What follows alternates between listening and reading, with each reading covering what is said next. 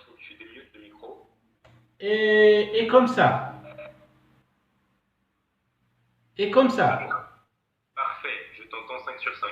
Parfait. Bonjour et bienvenue à toi dans cette session. Il y a déjà pas mal de questions qui ont commencé à être posées en attendant, comme ça on voit un petit peu quelles sont les préoccupations de nos participants. Alors Shérif, je crois que ta connexion, est-ce que tu nous reçois? Oui, moi je vous reçois, je vous entends 5 sur 5. D'accord. Bon, je vais peut-être essayer de couper ma vidéo parce que parfois la connexion saute, mais en tout cas on t'entend, donc ça devrait être bon. Alors Parfait, du c'est coup, l'essentiel si vous rebonjour encore une m'entendez. fois à toutes et à tous, et rebonjour aussi à toi, cher chéri. Merci infiniment, encore une fois, d'avoir accepté de te prêter à ces séances donc, de webinaire qui nous permettent finalement d'expliquer le droit, et en l'occurrence la fiscalité, à celles et ceux qui sont intéressés. Donc c'est la deuxième session qu'on organise avec Monsieur Touari, qui était déjà intervenu sur la fiscalité des personnes physiques, donc à savoir de toutes les entités, des personnes en chair et en os qui ne sont pas des sociétés. Aujourd'hui, on va se pencher sur l'impôt des sociétés. Donc, j'ai vu qu'il y a déjà pas mal de questions qui sont posées sur ce sujet-là. N'hésitez pas pendant toute la session, bien entendu, à poser vos questions. Monsieur Touari est vraiment là pour y répondre. Donc, sans plus tarder, je vous laisse avec Monsieur Touari, donc, qui va présenter son sujet. Et encore une fois, je vous ai mis en lien dans le chat de groupe LinkedIn. Si vous êtes intéressé par ces webinaires, il y en a beaucoup donc, qui se multiplient sur divers sujets. On a parlé bien entendu de fiscalité, on a parlé de droit social, on a parlé de télétravail, de relations de travail, on a parlé aussi de foot, de droit du foot en Afrique. On parlera également d'endettement, de droit bancaire, de droit d'assurance. Donc c'est vraiment une série de webinaires qui est en constante élaboration. Si vous êtes intéressé, rejoignez encore une fois le groupe LinkedIn que je vais mettre en commentaire et vous aurez accès à toutes les sessions en temps réel. Donc sans plus tarder, je vous laisse avec Monsieur Touari qui va vous parler de l'impôt sur les sociétés. Une très bonne séance à vous tous. Merci Gibran. Bonjour tout le monde. Ben, je suis très content de vous retrouver. Je suis sûr que vous êtes des dizaines de l'autre côté de l'écran. Donc, mes amis, aujourd'hui, nous allons parler de l'IBS. Nous allons parler de l'impôt des sociétés. Comme vous le savez, la dernière fois, nous avons abordé l'impôt IRG, donc qui est spécifique aux particulier qui est spécifique, si vous voulez, aux entreprises individuelles. Mais là, nous allons aborder le cas des sociétés. En fait, il y a pas mal de points communs entre les deux, d'accord? Pour la détermination du résultat imposable, donc nous avions parlé, si vous vous souvenez, du BIC, c'est-à-dire les bénéfices industriels et commerciaux. Eh bien, pour les sociétés, il se trouve que c'est pratiquement le même résultat. Donc, on applique pratiquement les mêmes règles pour la détermination du résultat BIC, aussi bien entendu, pour les sociétés. Donc, un petit peu un retour, si vous voulez, sur l'histoire de cet impôt. Donc, si vous voulez bien, les règles comptables étaient celles appliquées jusqu'à pratiquement le début du siècle dernier, donc au début des années 1900, on prélevait directement de la comptabilité la base imposable. Ok. Et là, bien entendu, il a fallu, comment dirais-je, pour soutenir l'effort de guerre, c'était la Première Guerre mondiale. De l'autre côté des États-Unis, c'était pratiquement en 1913. En France, c'était entre 1914 et 1917. Donc, il a fallu des règles spécifiques pour asseoir l'impôt, d'accord? Donc la comptabilité, comme vous le savez, elle sert à refléter, à donner l'image fidèle de la situation de l'entreprise, mais du point de vue fiscal, on n'a pas vraiment besoin des mêmes règles, si vous voulez. On a besoin davantage d'asseoir l'impôt et, si vous voulez, d'optimiser le niveau des recouvrements fiscaux. Donc, c'est pour cela que des règles spécifiques ont été, si vous voulez, mise en place pour déterminer la base imposable. Donc, mes amis, comme vous le savez tous, et toutes, je suis sûr, que nous aboutissons à un résultat fiscal en partant naturellement d'un résultat comptable. Mais nous avons dit, comme les objectifs ne sont pas les mêmes, on va les retraiter, c'est-à-dire on va modifier ce résultat qui est issu de la comptabilité. Donc, mes amis, si vous voulez, la loi fiscale, qu'est-ce qu'elle vous dit? Elle vous dit globalement que les entreprises doivent appliquer le système comptable financier. Je parle bien entendu d'une disposition du Code des impôts directs algériens, donc article 141 ter du Code des impôts directs. Qu'est-ce qu'il nous dit? Il nous dit que les entreprises, bien entendu, doivent appliquer, doivent respecter les définitions, les concepts du système comptable financier. Mais, dès lors que les règles comptables sont contradictoires avec les règles d'assiette de l'impôt, il faut privilégier, c'est-à-dire il faut prioriser les règles fiscales au détriment, bien entendu, de la règle comptable. Sinon, il n'y a pas, du point de vue conceptuel, une grande différence. Donc, la loi fiscale, elle adopte pratiquement la même démarche, si vous voulez, qu'en comptabilité. D'ailleurs, on reconnaît l'approche bilancielle. D'accord? L'approche bilancielle, c'est-à-dire le bilan. Comment est-ce qu'on peut déterminer un résultat en comparant deux bilans? Il suffit, mes amis, de voir la composante des capitaux propres au début et les comparer avec la même composante de ces capitaux propres à la fin de l'exercice. C'est bien une évolution positive. Cela veut dire que nous avons créé plus de richesses en cours de route. Si au contraire, nos capitaux propres se sont appauvris, c'est-à-dire qu'ils ont diminué entre la date du début du bilan d'ouverture et bien entendu la date de clôture, cela veut dire que nous avons laissé de la graisse en cours de chemin, ça veut dire que nous nous sommes appauvris et par la suite, bien entendu, nous avons un déficit, c'est-à-dire une perte. Parfait, celle-ci, mes amis, c'est la première approche, on l'appelle approche bilancielle, donc qui est relative au bilan. L'autre approche, mes amis, comme vous le savez, c'est l'approche par le compte de résultat. Et le compte de résultat, qu'est-ce qu'il fait intervenir, les amis? Il fait intervenir naturellement les charges d'un côté, qui sont une consommation de richesse, et les produits d'autre part, qui sont une création de richesse. D'accord? Donc, vous le savez, on n'a pas à revenir sur les fondamentaux de la comptabilité. Donc, puisqu'on extrait le résultat d'une même balance qui comprend, si vous voulez, tous les comptes de la comptabilité financière de la classe 1 jusqu'à la classe 7, donc forcément, le résultat qu'on retrouve dans le bilan et celui que l'on retrouve dans le compte de résultat est le même. Donc, mes amis, voilà les deux approches, approche bilancielle, approche par le compte de résultat. Le règlement fiscal le reconnaît, mais néanmoins, nous allons voir un certain nombre de retraitements qui sont nécessaires pour aboutir justement à ce résultat que l'entreprise va devoir dégager pour payer l'impôt, bien entendu, IBS dessus. Nous sommes dans une, si vous voulez, rencontre dédiée à l'IBS, mais nous avons dit qu'il y a des dispositions communes entre l'impôt BIC et l'IBS. Parfait, mes amis. Donc, si vous voulez, comment on retraite un résultat, si vous voulez, comptable pour aboutir à un résultat fiscal? Eh bien, c'est simple, mes amis. Il suffit de suivre les règles édictées au Code des impôts directs. D'accord? Le Code des impôts directs, c'est le plus important des codes fiscaux utilisés, bien entendu, par l'administration et par les particuliers pour la détermination, par les sociétés également pour la détermination de l'impôt. Donc, mes amis, en matière fiscale, on adopte davantage, d'accord, de par ma propre expérience, c'est beaucoup plus une vision par le compte de résultat, d'accord.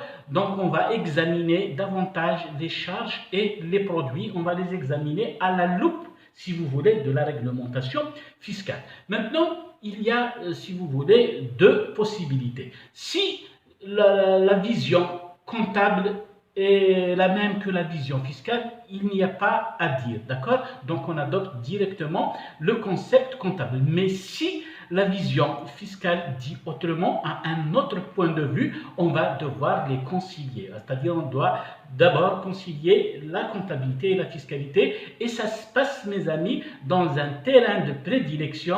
Vous le connaissez tous, ça s'appelle le tableau numéro 9 de la liasse fiscale. D'accord? Donc, comment est-ce qu'on procède? Nous avons, si vous voulez, nos charges d'un côté et nous avons nos produits de l'autre. Nous allons réexaminer les charges à la lumière de la doctrine et de la réglementation fiscale, bien entendu, et la même chose avec les produits. Donc, qu'en est-il? Si vous voulez, pour les charges, nous avons dit à l'instant, s'il n'y a aucune règle fiscale qui s'oppose, on va prendre la charge comptable telle qu'elle est. D'accord? Nous avons dit, le SCF définit la charge comme étant une consommation d'avantages économiques et le produit, c'est une création de richesse. Donc, c'est une production d'avantages économiques qui iront à l'entité, qui iront à la société dans notre cas. Donc mes amis, nous allons essayer de parler d'abord des charges et puis nous allons aborder le cas des produits dans un deuxième temps et nous allons essayer de parler des divergences essentielles entre comptabilité et fiscalité. D'accord? Nous avons dit que nous parlons le même langage. D'accord? Sauf s'il y a un concept qui n'est pas adopté par le règlement fiscal. Le fisc, qu'est-ce qu'il va vous dire? Il va vous dire c'est bien beau en comptabilité, d'accord, c'est l'image fidèle, etc. Mais excusez-moi, mon ami, pour l'assiette de mon IBS, je vais vous substituer, si vous voulez, cette règle que vous adoptez par la mienne qui est propre. Souvenez-vous, on a souvent dit que le droit fiscal est un droit spécifique et un droit particulier, donc il est priorisé en matière de règles d'assiette de l'impôt. Donc mes amis, on va parler d'abord des charges, d'accord? Maintenant, quelles sont si vous voulez, les conditions de déductibilité des charges? Effectivement, mes amis, on ne va pas les retrouver en la substance dans le Code des impôts directs, mais néanmoins, vous savez, les amis, il y a plusieurs sources de droit, d'accord? La première source de droit, c'est la loi, d'accord? En matière fiscale, bien entendu, nous avons les conventions, nous avons la Constitution, nous avons par la suite le droit positif qui est constitué par la loi. Donc, en la matière, la première substance, mes amis, la première matière première que nous allons utiliser, c'est le Code des impôts directs. Donc, c'est celui-là auquel on va faire recours le plus souvent. Donc, mes amis, comme nous venons de le dire, il n'y a pas, ces règles elles ne sont pas explicitement citées dans le Code des impôts directs, mais néanmoins, je vous conseille de télécharger sur le site de la DGI le guide du contribuable qui est plus explicite par rapport à certaines questions. Donc, je vais vous dire les 4 conditions de déductibilité des charges. D'accord? Donc, n'importe quelle charge, si vous voulez, que vous avez en comptabilité, pour voir est-ce qu'elle est déductible, c'est-à-dire qu'on peut diminuer du résultat, donc des différents produits pour obtenir un impôt, si vous voulez, pour obtenir plutôt une base imposable. C'est OK si cette charge, si vous voulez, ne correspond pas, ne répond pas à ces conditions, donc il faut l'éliminer, elle n'est pas déductible. Et une charge qui n'est pas déductible, mes amis, qu'est-ce qu'on va en faire? On va la réintégrer au résultat fiscal, autrement dit, on va la réinjecter, d'accord? On l'avait déduite une première fois, mais là, pour la détermination du résultat fiscal, on doit la réintégrer. Donc, mes amis, souvenez-vous, prenez un calepin, si vous avez un calepin devant vous, c'est toujours utile pour mémoriser. Donc, mes amis, la première condition, c'est que la charge doit se traduire par une diminution de l'actif net. Autrement dit, si vous achetez un investissement, un équipement, une machine, une immobilisation, elle sera là dans votre entreprise pendant plusieurs exercices, d'accord? Et par là, elle ne va pas diminuer immédiatement, si vous voulez, l'actif net, d'accord? Vous faites sortir de la trésorerie et vous achetez une immobilisation, d'accord? Vous êtes toujours dans l'actif. Par contre, bien entendu, la consommation des avantages économiques par le biais de l'amortissement, elle viendra, si vous voulez, diminuer l'actif net sur une période plus longue. Donc, si vous achetez un équipement, une machine, une immobilisation, ce n'est pas une charge. Dès lors que nous avons dit une immobilisation, elle produit des avantages économiques sur une durée plus longue. D'accord? La deuxième condition, mes amis, il faudrait que cette charge soit comptabilisée, c'est-à-dire elle doit être passée dans les journaux de la société et elle doit être justifiée. Justifiée comment? C'est la pièce justificative, c'est la facture, plus précisément, c'est la pièce que l'on connaît et qui vaut pour justifier toutes les charges, d'accord? Donc, comptabiliser et justifier, c'est des conditions de forme. Et puis, mes amis, une troisième question qui a fait couler beaucoup d'encre, les charges en question doivent être comprises dans l'exercice en question. Vous déterminez par exemple le résultat fiscal de l'année 2020, il faudrait que la charge concerne 2020 si elle concerne un exercice antérieur ou bien si elle concerne un exercice ultérieur, elle n'est pas déductible. Il faut donc qu'elle soit rattachée à l'exercice compris entre le 1er janvier et le 31 décembre de l'année. Et bien entendu, la dernière condition, quatrième condition, il faudrait que la charge soit engagée dans l'intérêt de l'exploitation. Est-ce que vous êtes d'accord, mes amis? Autrement dit, si vous achetez par exemple un équipement qui va servir pour les opérations de la société, là c'est tout à fait normal, on va déduire. D'accord? À travers, bien entendu, les amortissements et tout ça. Mais si vous engagez une charge, par exemple, dans l'intérêt de l'exploitation, elle est déductible. Mais si vous prenez, par exemple, une chambre d'hôtel pour un petit peu vous évader parce que vous voulez un peu de repos, ce n'est pas dans l'intérêt d'exploitation, donc cette charge n'est pas déductible. Autrement dit, là, vous voyez, mes amis, j'utilise des concepts très terre à terre pour qu'ils soient, si vous voulez, à la portée de toutes et de tous. Parfait. Maintenant, les charges, on peut les catégoriser, si vous voulez, suivant plusieurs classifications, d'accord? Mais celle que l'on retient le plus souvent, c'est la classification en charge décaissable et en charge non décaissable, d'accord? Qu'est-ce qu'on entend par charge décaissable? C'est-à-dire, ce sont celles qui entraîne un flux de trésorerie. Ça veut dire une sortie d'espèces, un chèque bancaire, etc. Donc, il y a du numéraire en jeu. D'accord? Et qu'est-ce qu'on peut, bien entendu, citer? C'est une heure, c'est vraiment peu de temps pour un petit peu faire la synthèse, mais on va citer, si vous voulez, quelques-unes. Les consommations sont des charges décaissables, n'est-ce pas, mes amis? Donc, si vous achetez des stocks pour les transformer dans le processus industriel de votre société, il va devoir dégager de la trésorerie, d'accord? Faire sortir de la trésorerie. Donc, c'est une consommation, elle est, bien entendu, cette consommation, elle est déductible dans la mesure où elle est dédiée à la réalisation d'opérations imposables. Mais si vous, chef d'entreprise, mes amis, vous prélevez un stock pour vos propres besoins, là, ce n'est pas déductible parce que ce n'est pas lié au cycle d'exploitation. Les rémunérations des tiers, là, mes amis, également, c'est très important. Tout ce que vous payez aux tiers qui ne font pas partie si vous voulez, du personnel de l'entreprise, vous devez le justifier. D'accord? Donc, l'article 176 du Code des impôts directs modifié l'année d'avant, il a un petit peu accentué, si vous voulez, mes amis, les conditions. D'accord? Chaque paiement que vous effectuez au profit d'un tiers, que ce soit en raison des prestations qu'il a fournies, des travaux, des licences qu'il a mises à votre disposition, tout ce qui est brevet, tout ce qui est frais de siège, tout ce qui est frais d'assistance technique, tout ce qui est sous-traitance, tout cela, toutes les sommes que vous payez à ces tiers, mes amis, vous devez si vous voulez les justifier, vous devez remplir en conséquence le tableau numéro 12 de l'alias fiscal avec 11 indications. C'est beaucoup de travail, mais c'est ce que vous devez faire.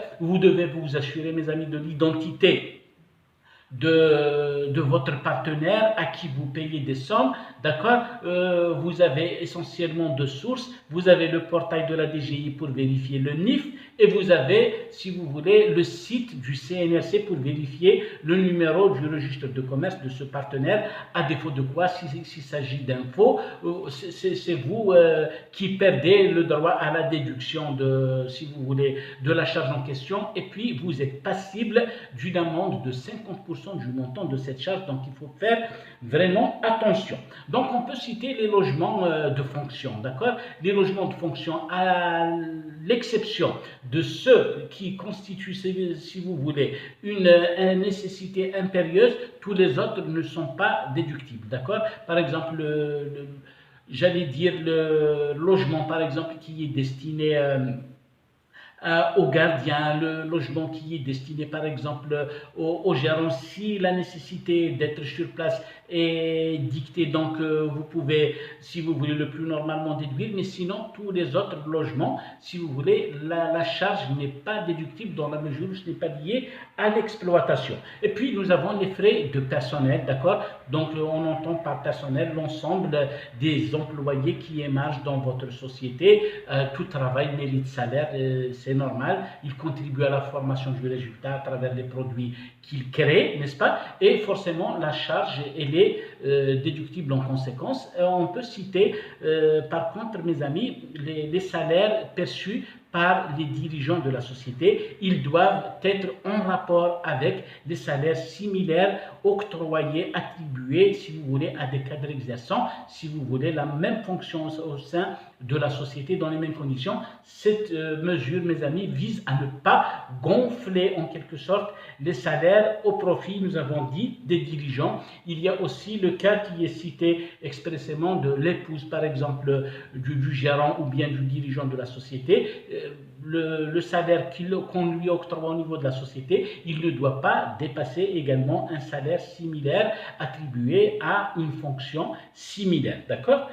Et puis, nous avons les impôts et taxes, d'accord mes amis. Donc les impôts et taxes mis en recouvrement au titre de la société, au titre de l'année également, ils sont déductibles, d'accord. Mais d'autres par contre ne sont pas déductibles. Donc il est peut-être plus précis de citer quels sont les impôts et taxes qui ne sont pas déductibles pour la société. Donc nous avons la taxe sur les véhicules des sociétés, elle n'est pas déductible. Nous avons les taxes de formation continue et de l'apprentissage, elles ne sont pas déductibles. Nous avons la TVA qui est un impôt, si vous voulez, sur la consommation, n'est pas supporté par la société, il n'est pas déductible. Et nous avons l'IBS lui-même, du point de vue fiscal mes amis, il n'est pas déductible puisqu'un impôt n'est pas censé être déduit de lui-même, ce qui est normal, d'accord. Donc sinon pour tout le reste, vous avez par exemple la TAP, vous avez les vignettes auto, vous avez les taxes environnementales, vous avez la taxe foncière, la taxe d'assainissement. Toutes ces taxes là mes amis, elles sont déductibles le plus normalement pour la détermination du résultat fiscal de votre société. Et puis nous avons les frais financiers. Les frais financiers mes amis, ce sont les intérêts que vous payez essentiellement aux établissements financiers. Et bien ceux-ci sont déductibles à condition qu'ils aient été réglés au cours de l'année, d'accord. Donc si la banque par exemple vous notifie que vous devez payer des intérêts, ces intérêts-là, on les appelle des intérêts courus non échus. Donc, qu'est-ce que vous allez faire? En comptabilité, bien entendu, il faut respecter le principe de rattachement, donc il constitue une charge pour l'exercice, mais là, le fisc, il a un autre point de vue, mes amis. Qu'est-ce qu'il vous dit? Il vous dit, tant que ces intérêts n'ont pas été réglés, il faudrait, si vous voulez, les réintégrer, puis les déduire l'année d'après. Là, mes amis, je vous annonce la couleur, c'est ce qu'on appelle le principe des impôts différés, d'accord? Parce que ces intérêts n'étant pas déductibles immédiatement, on les réintègre cette année et puis on va pouvoir les déduire l'année d'après puisqu'on les aura réglés effectivement. Là, ça donne naissance à un impôt différé actif parce que nous avons une créance d'impôt futur, d'accord? Les frais de réception. Les frais de réception, mes amis, ce sont globalement les frais d'hébergement, de restauration, d'accord, des partenaires, on va dire, des dirigeants de la société, etc.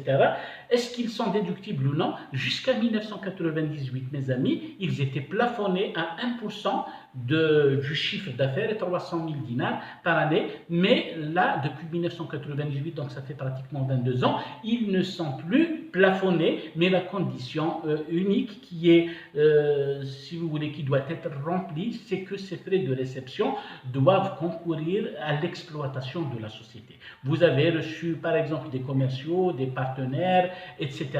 Vous les logez, il est tout à fait normal. Vous payez leurs frais de restauration, il est tout à fait normal. Mais là, mes amis, si vous prenez par exemple un billet d'avion pour un voyage privé en votre qualité de dirigeant ou de gérant de la société, ça ne concourt pas à la société, donc forcément ce n'est pas déductible. Maintenant, on va parler des frais de sponsoring, mes amis. Vous savez, certaines entreprises aident, si vous voulez, des associations, des clubs de football, des clubs scientifiques, etc.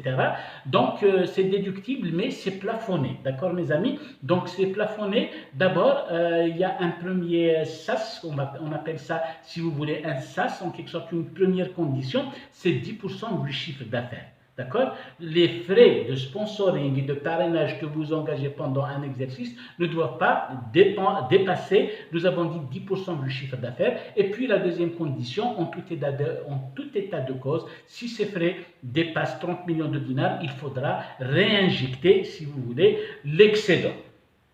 Et puis nous avons les cadeaux publicitaires, nous avons dit qu'ils sont limités à 500 dinars par unité sans limitation dans le nombre, d'accord? Et la TVA là, elle n'est pas déductible, donc il faudra les comptabiliser en TTC, d'accord? Donc si vous achetez par exemple, je ne sais pas, des agendas par exemple pour 800 dinars, vous en achetez 1000, qu'est-ce que vous allez faire?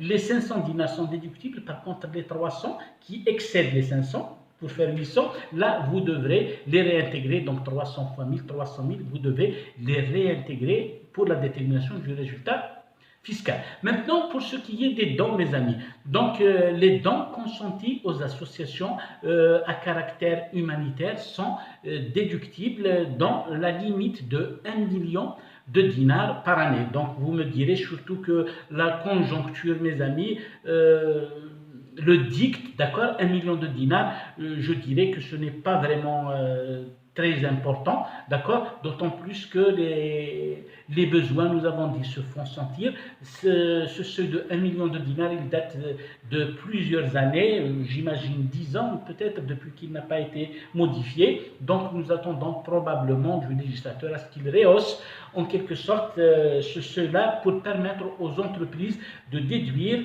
les charges qu'elles ont consenties, si vous voulez, pour élargir leurs opérations de soutien aux opérations à caractère humanitaire de type Croissant Rouge algérien et autres. D'accord?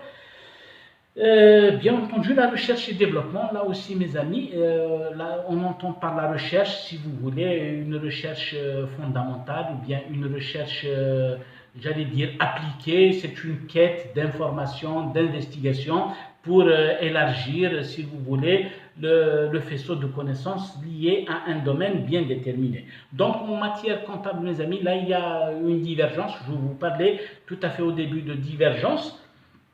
On parlait, si vous voulez, de recherche en matière comptable, excusez-moi, en matière comptable, on parle de recherche et développement. Mais la recherche, nous avons dit, c'est une phase, ça passe en charge immédiatement de l'année. Par contre, le développement, dans la mesure où le projet que vous développez, en quelque sorte, a de sérieuses chances d'aboutir, que vous avez les moyens, financiers, qu'il y a une probabilité que vous procédiez, si vous voulez, à l'achèvement de ce projet en vue de l'utiliser en interne ou bien de le commercialiser. Là, en matière comptable, nous avons dit qu'il faut immobiliser dans la mesure où les avantages économiques attendus de ce projet vont s'étaler sur plusieurs exercices. En matière, mes amis, en matière fiscale, on vous dit que les frais de recherche et de développement sont limité à 10% du résultat imposable sans dépasser 100 millions de dinars, avec en plus l'engagement de la société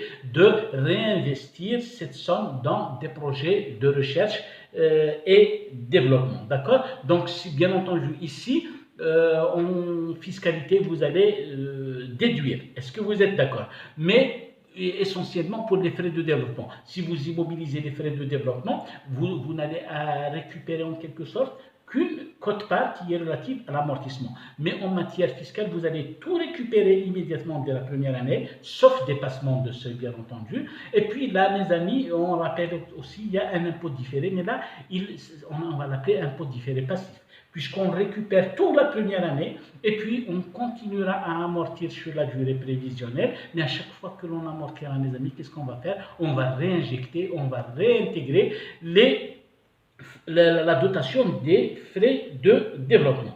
Voilà globalement, mes amis, il nous reste un seul point, les amendes et pénalités. Les amendes et pénalités, en réalité, elles ne devraient pas être déduites. Article 141 du Code des impôts directs.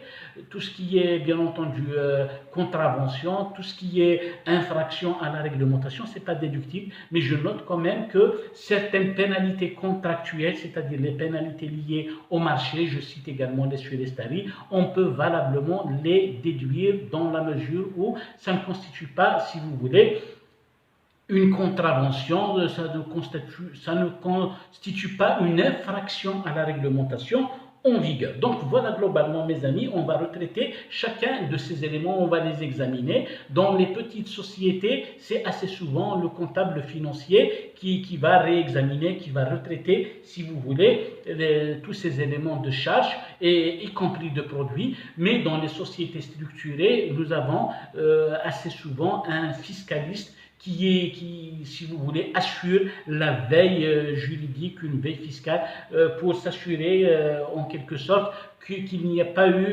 d'infraction, qu'il n'y a pas eu de dépassement, qu'il n'y a pas eu en quelque sorte d'application non correcte de la loi fiscale, parce que assez souvent ça finit par des redressements, des pénalités fâcheuses, des sanctions, etc. D'accord? Donc il vaut mieux prévenir que guérir, comme on dit. Puis maintenant, mes amis, il y a des charges qui ne sont pas décaissables. Quelles sont les charges qui ne sont pas décaissables? C'est-à-dire, on les appelle des charges calculées. D'accord? Ce sont des charges constatées qui n'entraînent pas un flux de trésorerie. On pense essentiellement, mes amis, aux amortissements et aux provisions. Donc, on entend par amortissement. Donc, en matière fiscale, en réalité, le Code des impôts directs ne définit pas l'amortissement, mais du point de vue comptable, on le connaît comme étant une charge constatée pour, si vous voulez, noter la dépréciation d'un élément de l'actif immobilisé. C'est la répartition systématique d'un élément de l'actif sur sa durée d'utilité. D'accord? C'est lié à la consommation d'avantages économiques. D'accord? Nous avons dit toutes les dépenses que l'on fait pratiquement dans notre société, c'est soit un 6, c'est une charge, d'accord? C'est une charge, c'est une dépense, c'est des frais irréversibles, donc qui ne vont pas générer d'avantages économiques futurs. Ok? Par exemple, vous payez une facture d'électricité, ça ne va pas se transformer en avantage, en richesse dans le futur. Par contre, si vous achetez par exemple une souffleuse, une fardeleuse, un groupe électrogène, une génératrice de courant, vous allez l'utiliser sur plusieurs exercices et forcément vous allez constater l'amortissement. D'accord? En matière comptable, nous avons, mes amis, 4 types si vous voulez, 4 modes d'amortissement. Nous avons le linéaire, le progressif, le dégressif et l'amortissement suivant les unités produites. Néanmoins, en matière fiscale, mes amis, nous avons seulement les 3 premiers types, c'est-à-dire linéaire, progressif et dégressif. D'accord, mes amis? Et puis, assez souvent, ce n'est pas les mêmes règles qui s'appliquent parce qu'on ne comptabilise pas et on n'évalue pas selon les mêmes règles en comptabilité et en fiscalité. Ce sont, mes amis, des cas qu'il faut régler, notamment par des réintégrations déductions avec, bien entendu, des impôts différés, actifs si l'on va récupérer à l'avenir, passifs si l'on va devoir payer plus d'impôts à l'avenir. D'accord, mes amis? Donc, il y a aussi la question des durées. D'accord? Les durées d'amortissement en comptabilité, c'est la durée suivant laquelle l'actif va être utilisé et générer des avantages économiques au profit de l'entité. Mais fiscalement, mes amis, il y a ce qu'on appelle les durées d'usage. D'accord? C'est des durées d'usage qu'on ne retrouve pas assez souvent dans les textes. Il y a une seule instruction de 1992 que la DGI a publié au moment de la réforme et qui vous donne, si vous voulez, la liste des équipements avec des durées indicatives. Bien entendu, ce sont assez souvent des fourchettes, par exemple entre, je vais dire, entre 4 et 5 ans, entre 5 et 8 ans, entre 5 et 10 ans, entre 20 et 50 ans, etc. D'accord? Donc, du point de vue fiscal, il faut jouer dans cet intervalle, à défaut de quoi, mes amis, vous allez, bien entendu, vous allez devoir réintégrer. D'accord? Les amortissements, il y a aussi les pertes de valeur que nous avons connues avec l'avènement du SCF. Les pertes de valeur, mes amis, elles ne sont pas reconnues du point de vue fiscal, d'accord? Parce que c'est lié probablement à des valeurs, à des hypothèses actuarielles, etc. D'accord? Donc, on constate un petit peu, si vous voulez, une perte de valeur qui est ponctuelle. Ce n'est pas un petit peu comme l'amortissement. L'amortissement, quand vous le constatez, il est irréversible. Vous ne pouvez pas revenir sur des amortissements. Par contre, les pertes de valeur, il s'agit d'une estimation de valeur recouvrable par rapport à la VLC, etc. Le fisc, pour l'instant, ne le connaît pas, donc il faut réintégrer avec, bien entendu, avec des impôts différés actifs. D'accord? Donc, globalement, c'est cela. Et puis, nous allons parler également des provisions. Les seules provisions, mes amis, qui sont admises en déduction, en fiscalité, quand bien même, là aussi, ce serait peut-être un autre cours beaucoup plus long, parce qu'on appelle provision, si vous voulez, à tort, d'accord? Maintenant, en SCF, une provision, si vous voulez, elle s'inscrit dans le futur. C'est une perte ou une charge future, d'accord? Mais constater une perte de valeur, une dépréciation sur des valeurs comme les stocks ou bien les créances clients, on ne devrait pas appeler cela provision. Mais la loi fiscale et le code du commerce au passage exactement reprennent pratiquement les mêmes errements habituels. On continue à utiliser le mot provision. Maintenant, qu'est-ce qu'on admet comme, si vous voulez, élément de ces pertes de valeur comme étant admis à la déduction? Nous avons essentiellement les stocks et les valeurs clients, d'accord, c'est-à-dire les créances clients, d'accord. Bien entendu, elles doivent être justifiées, etc. C'est souvent, il faudrait peut-être appeler, notamment pour le point de vue des stocks, il faudrait peut-être appeler le fisc pour qu'il signe un PV sur place. Vous avez co-signé avec lui pour un petit peu montrer votre bonne foi et justifier en quelque sorte la dépréciation de ces valeurs de l'actif. Donc, globalement, les provisions qui sont admises en déduction, nous avons aussi les provisions pour litige, par exemple avec un client, un fournisseur, un salarié, mais il faudrait aussi des pièces justificatives, mes amis. Il faut, par exemple, un dépôt de plainte, il faut une pétition, par exemple, devant le tribunal, etc. D'accord? Si vous le faites sans pièces justificatives, vous risquez de vous faire redresser par le fisc. Et bien entendu, mes amis, globalement, c'est ça en matière de charges. Nous avons en matière de produits, qu'est-ce qu'on entend par produit pour la société? Nous avons dit c'est une création de richesse, c'est tout ce qui vient augmenter le patrimoine de la société, d'accord? Donc nous avons d'abord les produits des activités courantes ordinaires, d'accord? Pour une société de bâtiment, ce sont les travaux qu'elle a réalisés au profit de ses clients. Pour un cabinet de conseil ou un médecin, ce sont les prestations qu'il effectue au profit de leurs clients ou de leurs patients, n'est-ce pas? Pour, par exemple, les entreprises de négociation, d'achat, revente, de distribution, c'est en quelque sorte le produit de la vente, etc. Mais ce n'est pas uniquement cela, mes amis, les produits de la société. Là, ce sont les produits, nous avons dit principaux, courants, ordinaires, qui constituent l'objet même de l'activité de la société. Par contre, il y a des activités annexes qui peuvent générer accessoirement des produits pour la société. On pense notamment, mes amis, par exemple, aux redevances reçues par la société au titre de la concession d'un brevet, d'une licence, par exemple. Nous avons, par exemple, des locaux que nous n'utilisons pas, mais que nous donnons en location occasionnellement, provisoirement ou ponctuellement. Ça génère des produits, ça va venir, si vous voulez, dans l'escarcelle de notre société, ça va m'enrichir.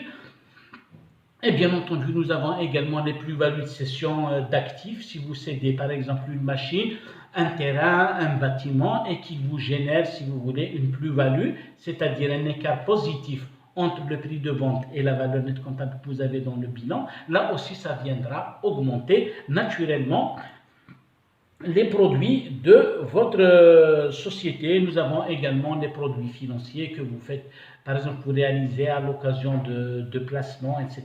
Ça viendra augmenter votre potentiel, ça viendra augmenter vos richesses. Donc, ça va constituer des produits imposables pour la société. Donc, globalement, mes amis, c'est cela. Donc, en résumé, je vais dire probablement que pour maîtriser cet aspect du passage du résultat comptable au résultat fiscal, il va falloir peut-être des cadres chevronnés qui maîtrisent aussi bien la matière comptable qui est, si vous voulez, la matière première qui nous donnera en quelque sorte ce ferment pour arriver à la base fiscale, mais il faut également, mes amis, des cadres compétents, et donc une mise à jour, une veille continue en matière de disposition fiscale, d'autant que, vous le savez mes amis, ça évolue au rythme pratiquement de 2 lois de finances par année, donc il faut vraiment une veille et les entreprises gagneraient à engager des professionnels de la fiscalité, donc pour un petit peu optimiser au sens positif, je dis, leur base d'imposition et éventuellement être à l'affût des opportunités, des avantages que pourrait offrir le règlement fiscal à toutes ces sociétés. Donc voilà globalement mes amis, on ne pourrait pas nous étendre davantage, mais j'espère que nous nous retrouverons une autre fois à l'occasion d'un webinaire comme celui-ci. Ça a été un plaisir d'échanger avec vous. Maintenant, je vais écouter probablement vos questions, on va essayer de répondre à quelques-unes. Sinon, je vous invite à visiter ma chaîne YouTube, une chaîne éducative que j'ai créée depuis maintenant 3 ans et sur laquelle je partage du contenu gratuit sur les questions comptables et fiscales et vous retrouverez probablement pas mal de questions abordées dans ce webinaire, dans ces modestes capsules. Gibran, j'ai terminé. S'il y a des questions. Alors, cher Chéri, il y a beaucoup de questions, mais comme tu l'as dit, le temps nous fait un petit peu défaut, alors on va essayer quand même de prendre quelques questions. Déjà, merci infiniment, je pense que c'est un exploit de réussir à résumer cette matière assez vaste en si peu de temps. Effectivement. On envisage de faire même un autre webinaire qui va coupler les aspects fiscaux et sur la partie RH aussi, avec votre ami Monsieur Patache. Avec plaisir. C'est vraiment pour dire que, bien entendu, c'est 1 heure. Et avant tout, bien entendu, pour sensibiliser les gens, pour reprendre des éléments généraux, et aussi pour répondre aux questions, on va y aller dans quelques instants. Et on vous transmettra, bien entendu, un rapport de ce qui a été dit, parce qu'on conçoit que la matière soit dense, et je pense que c'était quand même assez clair. Alors, quelques questions. Oui. Première question de la part de Monsieur Amir, qui demande, dans le cadre de notre prestation de services pour des contrats avec des marchés publics, nous avons des pénalités sur l'exécution de nos prestations. Les pénalités sont-elles déductibles fiscalement? Merci mon cher ami, oui, je l'ai cité comme par hasard au passage. Nous avons dit les amendes et pénalités conformément à l'article 141 ne sont pas déductibles lorsqu'elles constituent des infractions à la réglementation. Exemple, vous n'avez pas payé vos impôts à temps, vous n'avez pas payé votre CNAS à temps, vous êtes en infraction avec l'administration des douanes. Donc, on vous inflige des amendes et des pénalités. Là, elles ne sont pas déductibles, mes amis, dans la mesure où nous avons dit vous êtes en infraction par rapport à la réglementation. Par contre, lorsqu'une pénalité est inscrite dans un marché, on l'appellera contractuelle. Aussi, les pénalités contractuelles sont déductibles le plus normalement pour la détermination de la base imposable. Gibran, vous m'entendez? Je vous reçois 5 sur 5, parfait, je pense que la réponse est très claire. Oui, elle est très claire. Une question de M. Elarkam qui demande quelle est la règle à appliquer pour la déductibilité des charges à payer. Les charges à payer, eh bien, mes amis, c'est une très bonne question également qui renvoie dans les mêmes conditions à l'article 141. Donc, les charges, en principe, on applique la règle de ce qu'on appelle de l'exercice, d'accord? La règle d'engagement. Sauf pour un certain nombre de charges, mes amis, vous avez essentiellement les redevances, vous avez les honoraires, d'accord, qui ne sont pas déductibles au cours de l'année, même s'ils sont engagés au cours de l'année, mais ils sont, si vous voulez, ces charges-là sont, j'allais dire, conditionnées par le paiement effectif, d'accord? C'est-à-dire, il devrait y avoir une sortie de trésorerie. Donc, il faut revenir à l'article 141 Al-Arqam du Code des impôts directs qui vous précise un certain nombre de charges qui sont obligatoirement, si vous voulez, liées au règlement. D'accord? Nous avons parlé des frais financiers, nous avons parlé des frais de siège, nous avons parlé des honoraires d'une manière générale, et ça génère justement un impôt différé actif. En comptabilité, vous allez les constater les plus normalement. Au 31-12, liasse fiscale, tableau 9, vous allez les réintégrer, mais surtout, Al-Arqam et les autres amis qui sont à l'écoute maintenant, il ne faudra pas oublier au titre de l'année d'après de les déduire. Est-ce que vous êtes d'accord? Maintenant, si vous constatez les impôts différés, c'est facile parce que vous aurez un impôt différé actif, vous allez le constater. S'il ne s'inverse pas, vous allez dire à quoi correspond justement cet impôt différé actif. 133. Donc, c'est un petit peu un moyen de contrôle qui va vous inciter à faire la recherche de quoi s'agit-il. Vous devez donc, au titre de l'année d'après, déduire cette charge en extra-comptable exactement comme vous l'avez réintégrée au cours de l'année d'avant. Merci Al-Arqam. D'autres questions, Gibran? Oui, on va peut-être en prendre une autre. Alors, Monsieur Mohamed qui dit bonjour, nous avons deux chiffres d'affaires à partir de deux prestations de services et l'autre de travaux de bâtiment. Comment pouvons-nous séparer les charges des deux pour calculer l'IBS sur service et l'IBS sur travaux bâtiment? Je vous informe que la société ne dispose pas d'une comptabilité analytique. Merci et bon courage. Mohamed, merci. Question très intéressante également. Mohamed, il faut revenir à l'article 150 du Code des impôts directs. Effectivement, la prestation de service elle est soumise à l'IBS au taux de 26%, tandis que les travaux bâtiments sont soumis au taux de 23%. Effectivement, la loi vous pénalise si vous ne faites pas en quelque sorte le distinguo, si vous ne distinguez pas le bénéfice issu de chacune de ces activités, vous risquez d'être bien entendu soumis au taux le plus élevé, à défaut de faire cette distinction. Effectivement, il faut une comptabilité analytique, même rudimentaire, c'est-à-dire vraiment basique, vraiment simple et simplifiée. À défaut, mon ami Ahmed, comment est-ce que vous allez procéder?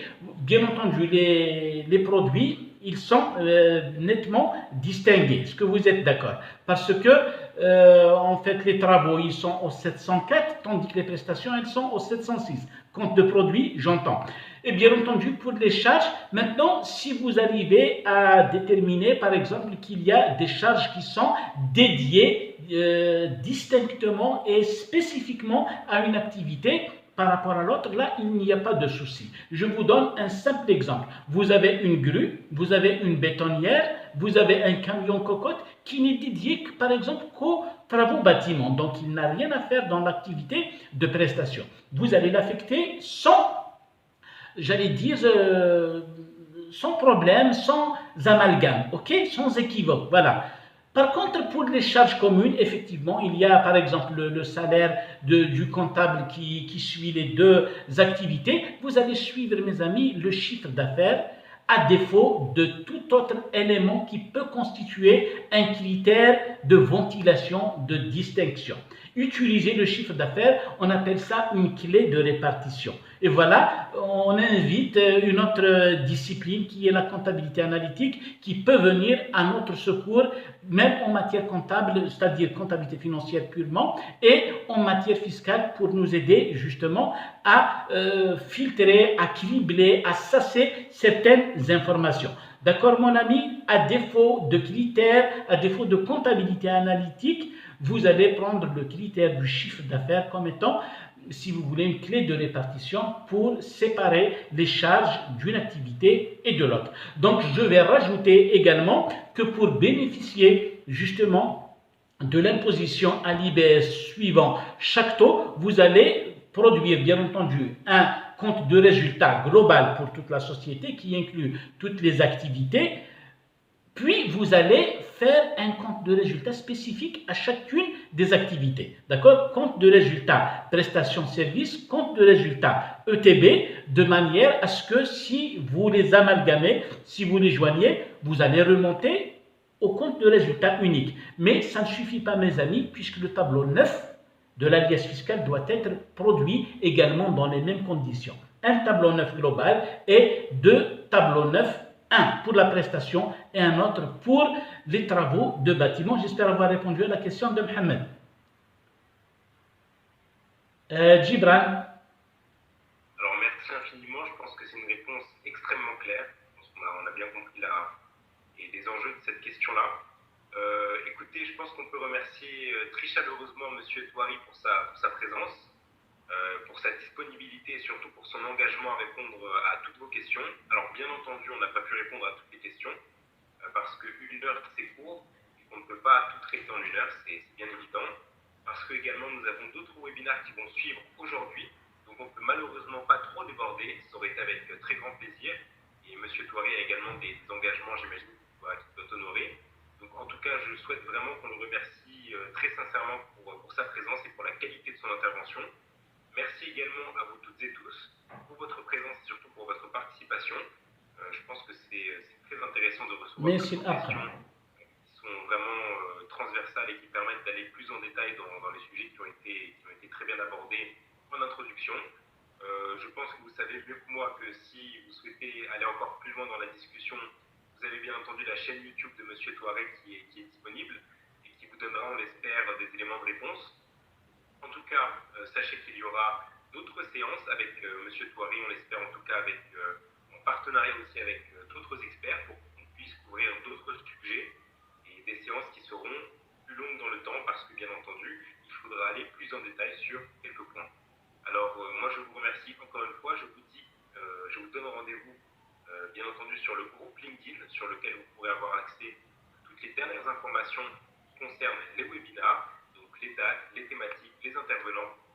Plus tard dans la journée, on aura une séance dans 30 minutes d'ailleurs avec l'ancien ministre de la Justice du Mali, qui est aussi un très grand avocat et qui nous parlera d'endettement bancaire. Et la thématique précise, c'est le sort de l'endettement bancaire face aux potentielles difficultés de l'entreprise entre nouveaux échéanciers et faillites. Donc voilà, c'est un peu une série de webinars sur plein de thèmes différents. Monsieur Touari, si vous avez peut-être un dernier mot à dire aux participants, allez-y, je vous en prie. Je vous remercie. Ça a été un vrai plaisir d'échanger, même en virtuel, avec nos chers participants. Bien entendu, je m'engage également, dans la limite du planning de Legal Doctrine, à insérer peut-être une séance, une visioconférence. On va parler probablement, si tout le monde le souhaite, s'il trouve, j'allais dire, pertinent, le thème du contrôle fiscal, par exemple, les erreurs à éviter, les facteurs de déclenchement, etc., pour, en quelque sorte, protéger l'entreprise d'un certain risque de redressement, surtout que nous sommes, on vit une phase particulièrement décisive du monde de l'entrepreneuriat et de l'entreprise d'une manière générale. Merci à vous toutes et à vous tous. Merci Gibran. Merci à Legal Doctrine. À la prochaine, Inch'Allah. Merci Chérif, avec plaisir pour la suite. Hein. Au revoir. Au revoir. Au revoir.